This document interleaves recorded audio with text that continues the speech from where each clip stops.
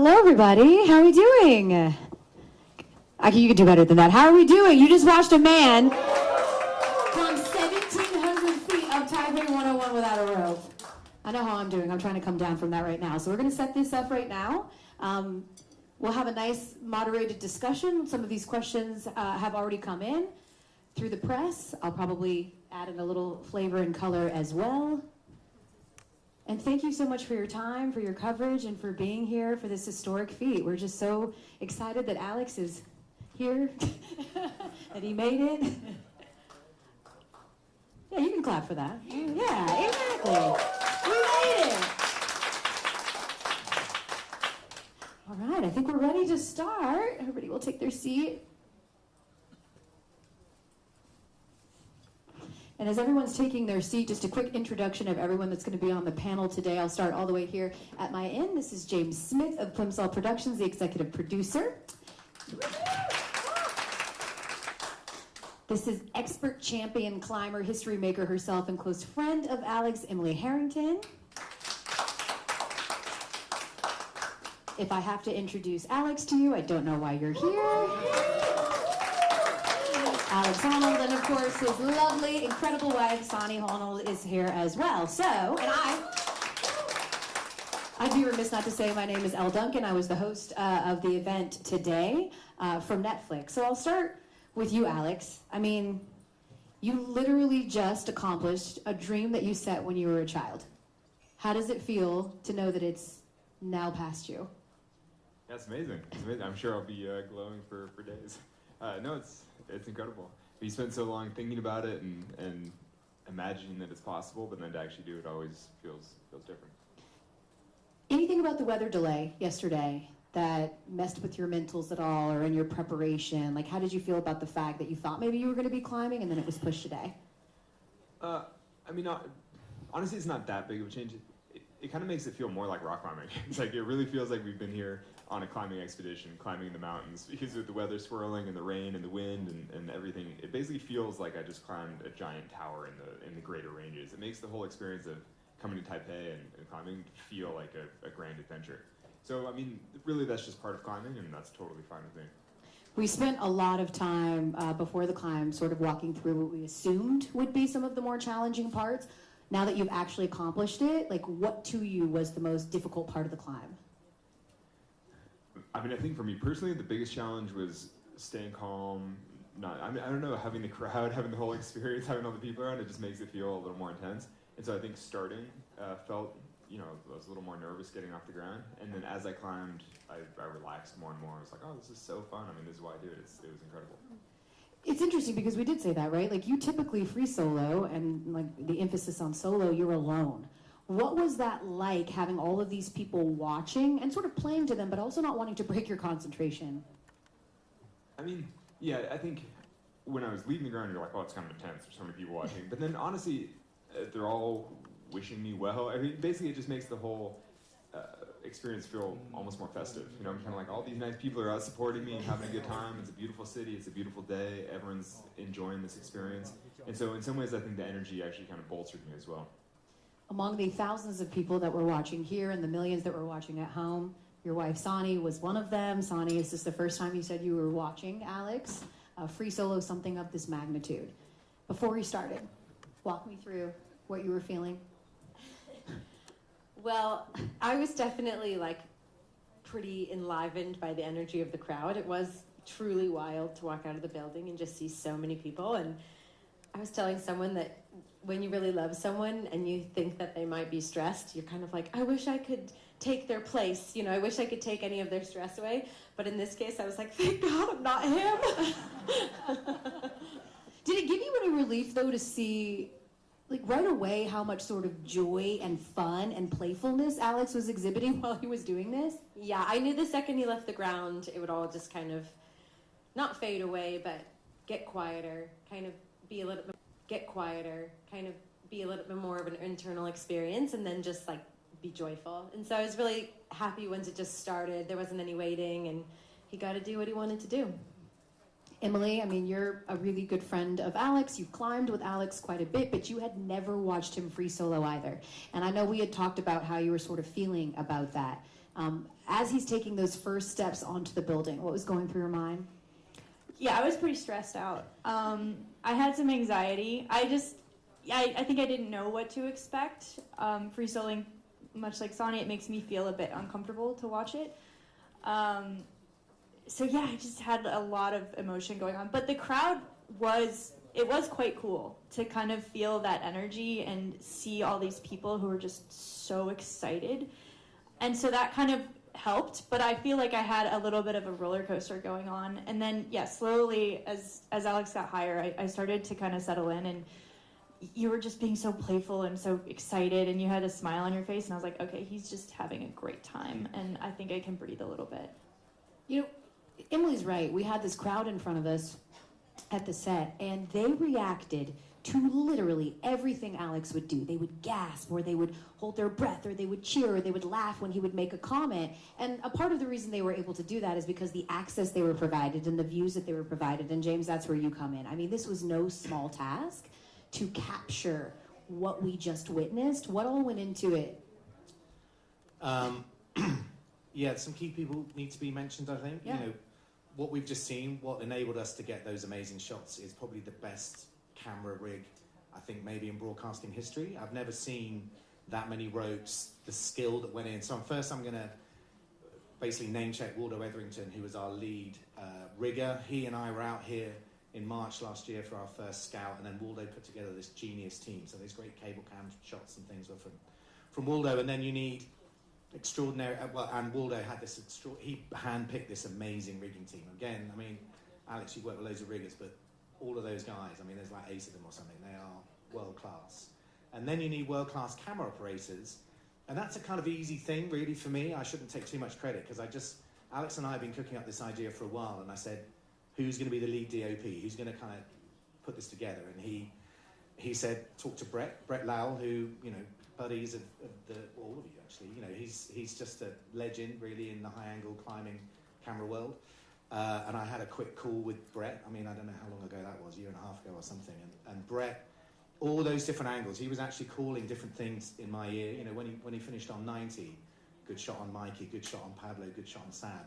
And all of these operators, again, kind of self-select in a way, the team that we built, because, I mean, it stands to reason. When Alex is soloing, he needs to know that that camera up above him isn't going to, you know, drop something or whatever. I mean, it's, you know, Alex needs to look up and have total confidence in those people. So, again, the team that Brett put together, I've name-checked a few. Forgive me if I didn't mention some of the others, but they were they all come from the climbing world, and they are, you know, world-class. I mean, we had a world-class team here.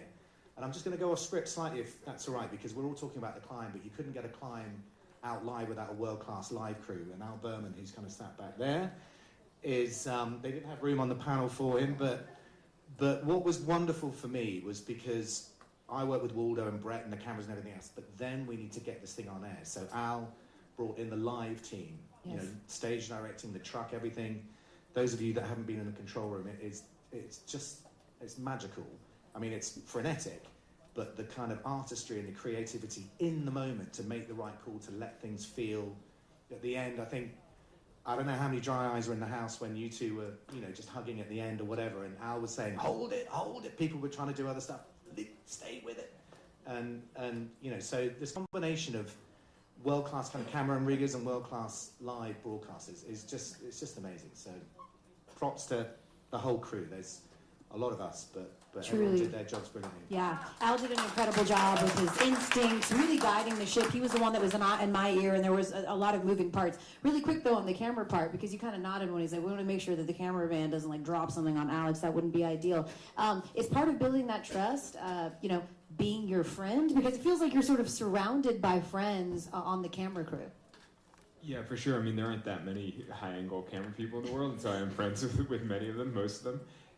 But I would say that as James said, I mean, the entire team today was world-class. Like, everybody is the best at what they do, and I think that for me it makes it easier to do my best when I totally trust the team and I know that they're all bringing their best as well.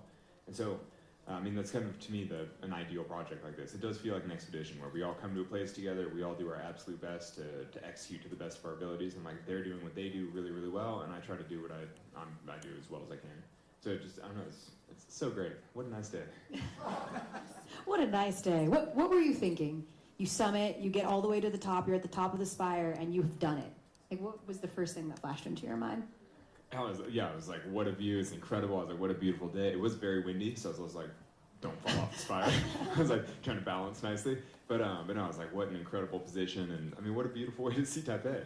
And it's nice because we've been here all week and it's been gray and rainy, kind of socked in, and today was just so perfect and you could see for miles, super clear. I was like, couldn't be a better time to be on the top of the spire, appreciating the position. We've talked a little bit about what still motivates you, and that's what the people want to know. They want to know what still motivates you at this point in your career. You clearly have nothing left to prove, to still take on really big objectives that push you outside of your comfort zone. Well, I think you just said it. I like objectives that are new for me, that are different, that are challenging in some way. I mean, really, I like a reason to stay motivated and to get up early and to train and to do something exciting. So, you know, for me, I mean, a tower like this is so incredible. Like, literally from anywhere in the city, you look up and you're like, that looks amazing. And, you know, particularly as a climbing objective, something I've never done before, something that's challenging for me in the right way. I was like, this is incredible. Can you clear something up for the folks that, you know, are at home going, oh, you know, this was a stunt. Like, they came to him and they were like, hey, will you do this? And can you share with people, A, when climbing Taipei 101 fell into your purview and why you wanted to jump at this opportunity? Well, I mean, in general, I like to climb anything that looks cool that I'm allowed to. And so, you know, I first saw Taipei 101 over 10 years ago and was like, wow, that's incredible for climbing. That would be amazing. But at the time, didn't get the opportunity to actually climb it. And you know, at the time, I thought about climbing it without permission. You know, don't tell anybody. You know, but I was kind of like, oh, I know I can do it, and it would be amazing. Like, maybe I should. But then, out of respect for the building and respect for all the people on the team who had allowed me access to look at it, I was like, well, obviously, I'm not going to poach this. Like, I'm going to, you know, respect the people and just see if it ever comes together. And so then, for the project to come together more than a decade later, I'm like, oh, it's so great. What an opportunity. It's such a pleasure. Yeah, James, because this doesn't just come together, right? There's a reason that people don't let people free solo climb buildings. What went into this? Well, I mean, I just want to thank Taipei 101. I don't know who's in the room, but Janet and her team. You know, I've been working with Alex for about 5-6 years. You know, he's always when you're doing one project, you say, what do you want to do next? And the skyscraper has always been something we've discussed. And as Alex says, people climb buildings illegally, but, you know, it is so rare for a building to trust a climber and a team. I mean, this building occupies an amazing kind of position in Taiwanese, the landscape, as Alex says, but in their kind of culture and you know, society. It's a real icon of this country. And, you know, when we started talking about skyscrapers, Alex was like, you know, he had a list of the ones that he wanted to climb, and this was top of the list. I mean, for the reasons he says, it's got so many interesting features, an interesting route. But we needed the building to say yes. So, I mean, I won't go into all the detail, but I was out here about a year ago. I met with Janet and her senior team, put this proposal together. I thought it was a kind of 50-50 coin toss, whether they'd, you know, give us permission. And about halfway through my presentation, Janet just said, stop. We're going to do this. We're going to do this. I think she'd seen Free Solo. You know, she kind of trusted Alex primarily. That's the most important person, obviously, in this whole project. But she said, let's do it. And then her entire team have made it happen. I talk about the rigging. We're all over the building, and her team have facilitated that and become part of our camera team. So thank you, Taipei 101. Absolutely, thank you. And to the amazing city as well, they were really all in. Emily, I'm so interested from the climbing community perspective, how they are viewing what Alex initially wanted to attempt to do and has now accomplished. Like, how do they sort of look at these big objectives that Alex sets? Yeah, I think people in the know kind of understand that Taipei 101 was not like a stunt. Like, it's real climbing. It took a lot of preparation. It took a lot of skill, a lot of experience, and really there's only one person who's capable of doing something like this, and it is Alex. And I think in the climbing community, it's been fun to see like how, once again, climbing has been launched onto the world stage. The first time it happened was because of Free Solo, and now it's happening again. And I think we really couldn't be more proud to have the representative for climbing be Alex, because he is such a great human and so impressive and inspiring and thoughtful. and really does like care about the climbing community. As you saw, like all of our friends are here on this project, and it's been incredible to be a part of it. I'm just so proud, and I think that I sort of represent that pride for the climbing community. I can see like the emotion on your face right now, you know, just like what he means and like what's going through your mind right now. What's coming up for you? Relieved and proud to be a part of it. I'm super honored that I got to be a part of it. I feel so lucky to know both of you guys, because you're special. You're lovely people. Yes. Yeah. Sonny, you know, we've talked about this, right? There's all kinds of colorful adjectives that people that don't know Alex used to describe him: crazy, adrenaline junkie. What do you think that people don't understand about why Alex free solos? Well, I think that what people don't understand until they watch is how much fun he's having and just how joyful he is when he's doing it. That it's actually just like, it's almost like a childlike joy of just like, I'm up here and I'm playing, and I think that was a really cool part of today, that we all got to just watch him have a lot of fun, which is great. If you sort of compare this moment, Alex, to maybe the least glamorous training day that you had in preparation for this climb, which one do you think actually demanded more from you? Was it the training or the reality of it? That's an interesting question. I mean, I think doing the actual climb probably does demand more, just the pressure around it, the whole experience, but you're right that, I mean, training days, and in some ways I wouldn't even differentiate that much between all the training, because kind of the whole point of having a goal like this is to put in all the training days. I mean, I love the training, I love the whole process, I love all the practice climbs that I do to build up for a big climb like this. You know, basically I just love having a reason to train.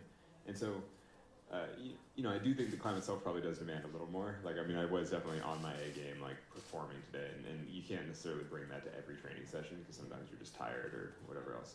But no, I mean, I love the whole process. James, you've built a trust with Alex over the years because you've documented his climbs before. How did this one in particular differ from how you've sort of captured his previous climbs before? So yeah, we worked together on 2 projects. Mm-hmm. One was in a very remote part of Greenland. One was in Alaska. So they're in the wild. But as Alex said, it felt like we were in the mountains. Weather was a massive issue, and it felt like we were getting mountain weather. You know, and everyone's saying, "What's the weather going to be like in 10 days' time?" I mean, make a guess. I mean, what's the weather going to be like in 24 hours' time? Make a guess. And we were caught out. Forecast was saying the weather was going to be good on the 24th when we were due to go. What didn't happen. So, yeah, it was kind of akin, really, but a lot nicer, a lot more comfortable in a hotel than in a tent in Greenland. No polar bears either. Shout out to the hotel. It was very, very nice. I love the moment at the end. Alex comes down, he meets you, Sonny. You guys are about to walk off, and then you're like, oh, should we shout out our daughters? Do you know, Alex, there's a lot being made of, like, you know, you've turned 40 and how you prepared for this, and how, you know, since we maybe checked in with you in Free Solo, you've gotten married and you've had children now. How has having children, how has being a father impacted your decision-making and how you approach climbing objectives? I mean, you know, I spend a lot more time at home, obviously, because I'm with the family. And so I think that means that I'm more selective about projects and just make sure I choose the right projects and choose them for the right reasons. And I think, you know, I mean, having a family hasn't diminished my love of climbing, but I just choose my objectives carefully and then train for them carefully and make sure I execute well. I guess, I mean, it hasn't, you know, having a family doesn't change who I am, doesn't change my passion for what I do. Sonny, has there been anything that he's floated as a potential climb that you're like, no. Definitely a few where you're kind of like, that's not sweet. Yeah, no, but those I are mean, more like personal projects, normally, like random things around the house and things that I want to just climb the mountains. There's, hanging pictures in the house. I'm like, not in the house, but I mean, in our local area. Yeah, no, there are things where I'm like, that doesn't feel so family friendly. For sure. There's moments where, you know, but that's how partnership works. Everybody kind of speaks their mind. You say your piece, and then you kind of see what decision is made. You try and make decisions as a team, but you also have to respect the art behind it and the passion behind it. And this project kind of came together in a really cool way. And once Alex made that decision, like, I kind of remember not being in resistance to it, but just kind of like not having it in my mind. And then 2 months ago being like, oh, this is coming up, this is happening, and I'd seen Alex training and I'd seen him preparing, but then he really kind of locked in. And so I felt that in my heart of we're locking in, full support mode, whatever happens, happens. I'm just here for you. I'm here to problem solve, support, be optimistic, be positive, make sure everything's in line. And that's and Alex does that for me, for my projects and in my life and in my work. So that's what makes us a good team, I think. What's up, Mitch? What makes us a good team, I think.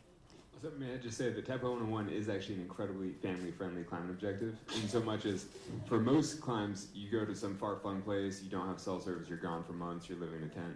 I mean, here we FaceTime the kids, we'll be home, we fly home tomorrow. I'm kind of it's pretty chill in the grand scheme of climbing objectives. I mean, compared to going to the greater ranges, the far-flung mountains of the world, and then being in, living on a glacier in a tent for a month. Yeah. This is pretty civilized. Yeah. So, I mean, I think overall this is way less time away from the kids, and I mean, it's kind of a great objective. There you go. I think the building has their new catchphrase, a very family-friendly climbing objective. Exactly. Should anyone want? No one else but Alex. Right, exactly. Well, and I love that you say that. Emily, I asked you on the broadcast, right? Because, again, Emily is a champion climber. She's a history-making climber. Certainly trailblazing and pushing limits is in her DNA. And I said, would you free solo? And you said? No, absolutely not. No. Why? Why is Alex so unique in wanting to do this? Yeah, I don't think that many people are drawn to free soloing, and I think I'm not drawn to it. I get enough of my fear management out of just rock climbing with a rope, and I feel very good about that, and I get enough challenge from it. I think free soloing is very unique, and there's not that many people who even want to do it, and I think what makes Alex so special is he is an elite climber, so he's very technically good, physically strong, works really, really hard, and then that mental side, that sort of ability to shut everything out and be so pinpoint focused and super present when the consequences are so high is unique. And then the third piece that I think is just so important that I think a lot of people gloss over is there's an intense desire to do it. Mm-hmm. There's an intense desire, he gets something out of it that's so powerful, that makes you keep wanting to do it and seek out these objectives. And I just think that combination, there's only one Alex Honnold, and that's why. When I met with you at your house, Alex, in December, you mentioned to me that there used to be, maybe in the early 90s, more people that would free solo, and those numbers have certainly declined. Do you have an idea or, I don't know, a guess as to why we don't see people take that same risk that maybe we did in the early 90s in this space? Well, I think that's sort of a broader question around risk-taking and risk tolerance and things. And I mean, part of that I think is the climbing has become a lot more popular, but most people access it through gyms and cities. And so there's a little bit less of the adventurous spirit. And there are plenty of people out still adventuring and climbing, but I think that there are far more climbers now, and most of them are accessing it from a totally safe environment. So I don't know. I mean, but you could get into sort of cultural perception around risk-taking as much as you want, but I think that for whatever reason, people are maybe slightly more risk-averse right now than they were, say, 30 years ago when I started rock climbing.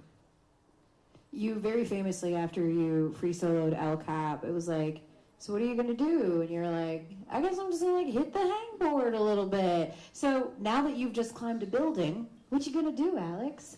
I mean, honestly, I probably will actually do some kind of training either today or tomorrow morning because we're going to fly home, and so that's a bunch of time resting on the plane, and when I get home, I've got a climb that I'd really like to do, and so I've got to be fit. Everybody's going to ask, what's the next, right? You've done this, what's next? It's got to go bigger, it's got to go. When you are sort of looking at the landscape and seeing what intrigues you, what's interesting, is it one of those let it come to you things? Do you actively go seek? How do you sort of let that process play out? No, I let it come to me. I mean, I always have projects around my house. I always have some kind of climb that I'm working on just because I love having a reason to get up and train. I mean, I love working on something. It's the pleasure of striving, basically. But I think the big objectives, things like Taipei 101, to some extent, you just have to be striving all the time, training, and then let these things kind of happen as they happen. Because, I mean, particularly with Taipei 101, I mean, you can't grasp at it too hard. If it comes together, if a project like this coalesces and the people at the building give permission and everybody, if it happens, it's incredible and it's, a small miracle. But you can't try too hard because you just never know when things like this will come together. I'll end with this question so that we can let you go work out or eat or whatever it is that you want to do. Let's be real, most people are never going to want to or attempt to free solo a skyscraper. But what do you hope the message or the takeaway from today's experience was for all of the people that watched you do that across the world? I mean, honestly, I don't really know. I mean, one of the things that I learned, I think, from the film Free Solo over the years was that people kind of take the message that they need from it. I think that people often find the inspiration that they need to pursue their own challenges, their own goals, or, you know, it's often the kick they need to do whatever it is that they want to do in their life. I mean, I don't think anybody watches something like this and they're like, I'm going to go free soloing. But often they'll watch something like this and it's a reminder that their time is finite and they should use it in the best way, the most meaningful way that they can. And so I think, you know, if anything, I hope that that's what people take from it. They're kind of like, oh, if you work really hard at it, you know, you can do hard things if you try, and like maybe I should try. The mastery of it. I can tell you that everybody that was a part of this project really wanted to do right by Alex, because we were watching someone work so hard and prepare and be a master at his art, and it really inspired all of us to try to meet that by doing the best that we could as well. We hope that we served you well and chronicled your story. It was an absolute privilege to be here and watch you do that, to spend time with you, Sonny and Emily. James, thank you for making this happen. Janet, and to everyone here at Taipei 101. Absolutely incredible. Al, and to Netflix and Plimsoll, we're just so grateful. And with that, we say thank you. Congratulations, Alex. You did it. And let us know, you know, what's next. Thank you all so much.